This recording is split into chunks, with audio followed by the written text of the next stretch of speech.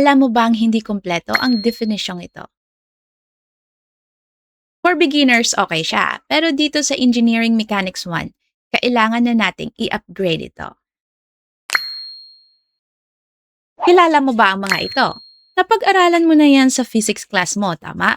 Weight force na always downward towards the center of the earth. Normal force na palaging perpendicular sa contact surface. Tension force and reaction forces. Ang mga forces sa larawang ito ay halimbawa ng vertical at horizontal forces. Ngayon, kung nakaupo ako sa upuang ito, hindi gumagalaw, sa tingin mo walang forces na nag-i-interact? Tama ka, meron. Unang-una, yung weight ko, pulling me downward towards the center of the earth. And sa physics, in every action, there's an equivalent but opposite reaction. It means merong force na naka-oppose sa weight force ko. At yun ay ang normal force ng upuan. Uy, equivalent forces daw sila. So it means magkapareha yung value ng dalawang forces natin. Halimbawa, kung yung bigat ko is 500 Newton, it means yung normal force exerted by the chair is also 500 Newton. Kaya lang, opposite daw sila. So it means kailangan nating sundin yung sign convention. Kapag downward, negative.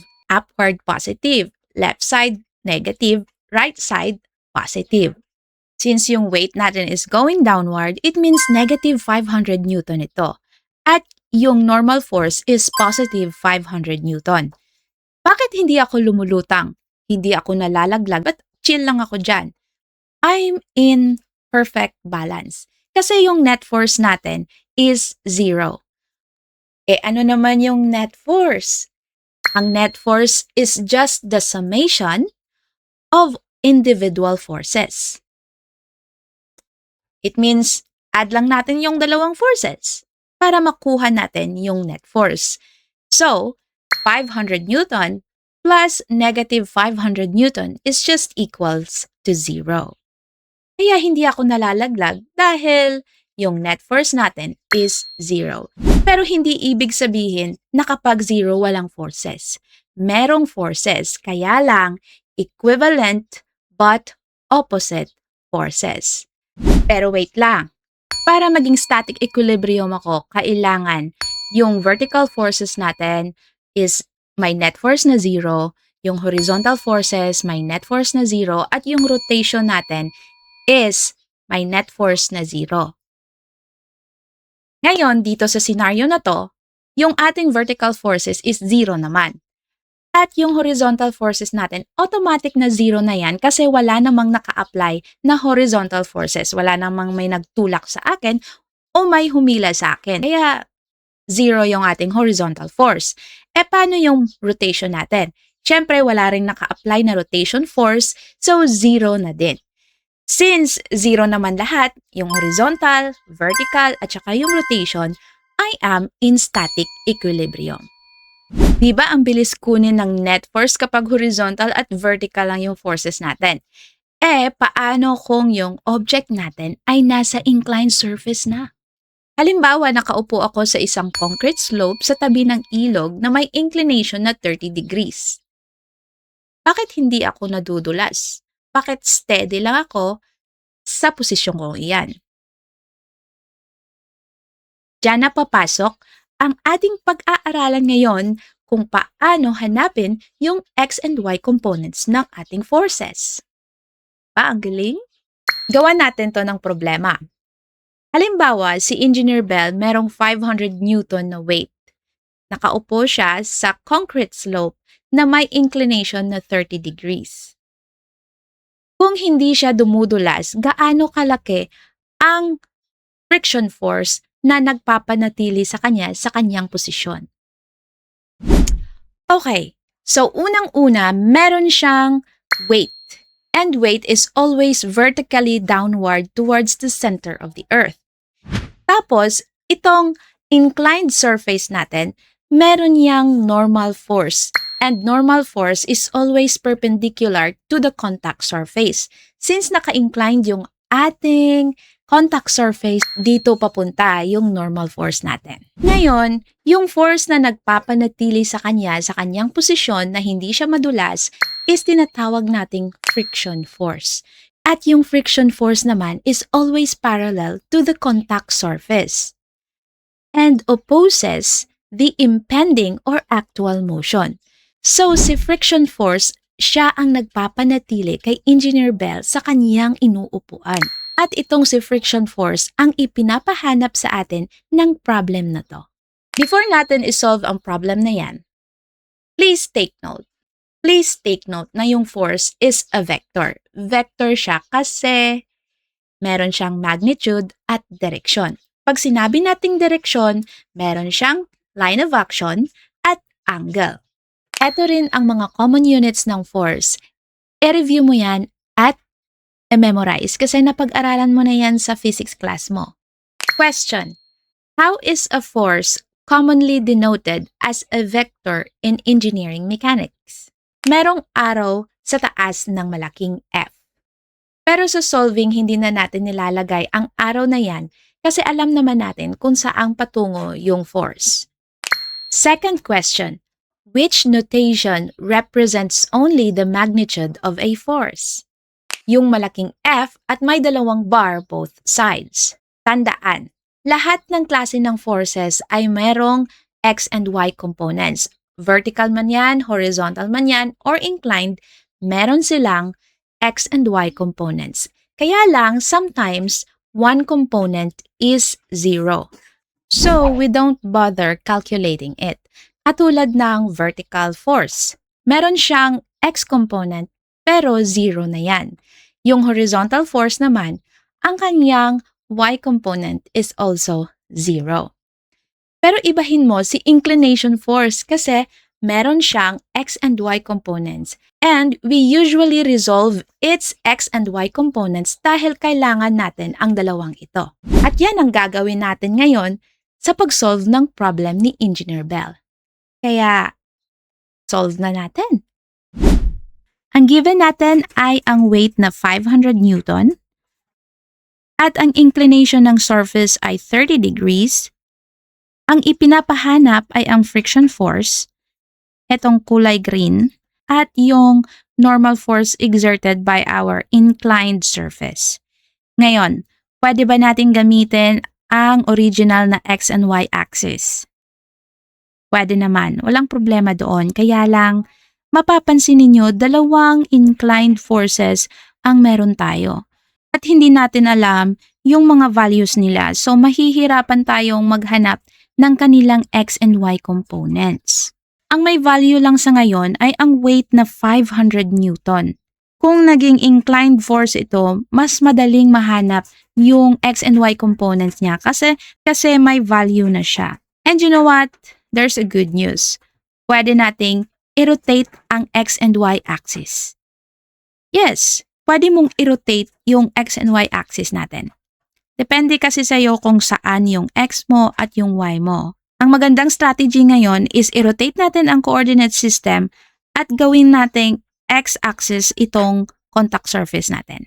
So ito na ngayon ang bagong setup ng X and Y axis natin. As you can notice, yung ating normal force is along the Y axis na at yung ating friction force is along the X axis. Hindi na tayo mahihirapan maghanap ng kanyang X and Y components kasi horizontal at vertical na sila. Hanggat maaari, i-rotate natin yung coordinate system kung saan yung mga unknown forces natin ay magiging along the X or Y axis para mas mabilis nating mahanap yung solusyon. Ngayon, ang tanging inclination force natin is the weight. At madali nang hanapin yung kanyang X and Y components kasi may value na siya na 500 Newton. Okay, let me draw its X and Y components. Si W merong Y component at tatawagin nating WY. Ang kaniyang X component naman ay tatawagin nating WX. Na-notice mo ba yung nakikita ko? Sa tingin ko kaya ko nang makuha si friction force kasi tingnan mo, magkasalungat si Wx at saka si friction force. Opposite sila. At kung naalala mo yung sinabi ko kanina, para maging static ang isang object, dapat yung net force ay 0. Since static naman ako dyan, dapat si friction force at si Wx magkapareho ang kanilang value. That's why, kapag makita na natin ang value ni Wx, makikita na rin natin ang value ni friction. Diba ang galing? Paano natin hahanapin si Wx? Gagamit tayo ng trigonometry. Dahil ang triangle angle ay may kabuuang 180 degrees, kung 90 degrees ito, ito naman is 60 degrees. At ito is 30 degrees. Kapag may angle ka na, kaya mo nang masolve yung x and y components niya. Para mahanap yung x and y components, pwede namang gamitin ang alinman sa mga angle na ito. Pwede rin both. Yung angle na to is para kay Wx at yung angle 30 is para kay Wy. Basta naintindihan mo yung concept ni SOHCAHTOA. Tama ka, para makuha natin si Wx, gagamit tayo ng Pythagorean theorem. Eto na ngayon ang magiging opposite natin at si Wx ang magiging adjacent, si W naman ang magiging hypotenuse. Para makuha si Wx, ito ang ating mathematical equation. Wx equals W times cosine. Cosine kasi adjacent si Wx at hypotenuse naman si W. So, adjacent hypotenuse, cosine ang gagamitin. At yung angle sa loob, cosine 60 degrees. Kung gusto mo namang hanapin si Wy, actually pwede rin gamitin si 60 degrees. Ang gagawin lang natin, itong si Wy, i-move natin papunta dito. Pwede mo naman siyang i-move from tail to head. Pwede siyang i-move. Para magkaroon tayo ng polygon. Move na natin. Ito na si Wy. Ngayon si Wy ay magiging opposite na siya, tama? So ang involved dito ay opposite at saka hypotenuse. Kay sine yan, opposite hypotenuse. So si Wy ngayon ay W sine 60 degrees. Kung gusto mong gamitin si 30 degrees, pwede rin naman. Try natin gamitin. Papakita ko sa iyo kung paano gagawin. Wx. Si Wx, i-move mo rin papunta dito. Para mayroon tayong closed polygon. So move ko siya. Nandito na siya. Si Wx. Ngayon si Wx ay opposite na siya ng 30 degrees angle. At si W, ito ay hypotenuse pa rin. So opposite hypotenuse is sine. Ngayon, ang mathematical equation natin is W sine 30 degrees. Paano naman si Y? Si Wy? Easy pa rin. W, so adjacent and hypotenuse na yung involved sa ating equation. Yung gagamitin natin is cosine. So the mathematical equation is W cosine 30. Yan. Ang importante lang naman ngayon is si Wx kahit hindi na natin hanapin yung value ni Wy. Pero mahahanap pa rin naman. So hanapin mo na lang dyan. Yung hahanapin ko ngayon ay si Wx dahil siya naman yung kailangan sa problem na ito. Substitute lang natin 500 Newton cosine 60 degrees. Ang Wx natin is equals to 250 Newton. Ganon rin dito, 500 Newton sine 30 degrees is also 250 Newton.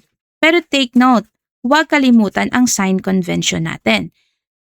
Pwede mong ilagay dito ang arrow na yan at wala ng negative sign. Pero kung hindi ka lalagay ng arrow, ilagay mo yung negative sign. Ang negative dito indicates the direction of our force. So negative siya, it means going to the left siya. Kung 250 Newton si Wx, si friction ay 250 Newton rin. Para magkaroon tayo ng net force na 0 at hindi tayo madudulas sa ating kinauupuan. So yung final answer natin is 250 Newton. Your turn. Yan lang muna sa ngayon. Sana marami kang natutunan. At kung gusto mong suportahan ang channel na to para marami pang Pilipino ang matulungan natin sa content na ito, mag-subscribe ka sa ating channel at mag-iwan ng comment sa baba. Pwede mo ring i-share ang videong ito para mapansin ni algorithm at ma-discover ng kapwa natin Pilipino at matutulungan natin sa kanilang mga lessons. Tuon maayo! Ingat!